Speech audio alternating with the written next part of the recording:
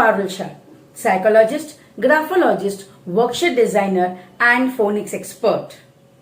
One day you can also organize extempore. You make chits with topics and put them in a bowl, and they have to pick up a chit and say on that topic. So this will give them a variety of thoughts, informations, even what their friends are saying. So they hear. So when next time when they have to say on that topic, they will have few ideas ready for them. This is a very good activity for the child to think on any small topic. That topic could be uniform, tie, tiffin. So many creative ideas will come from the child. Also, you will understand what he thinks about that object. You can give an activity also.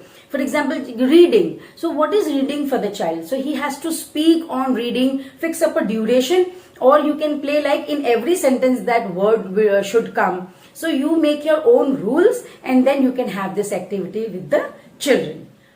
Please like and share this video. Also subscribe to the channel for more videos to come. Connect with us on Instagram, Facebook, Gmail, YouTube and LinkedIn. Thank you.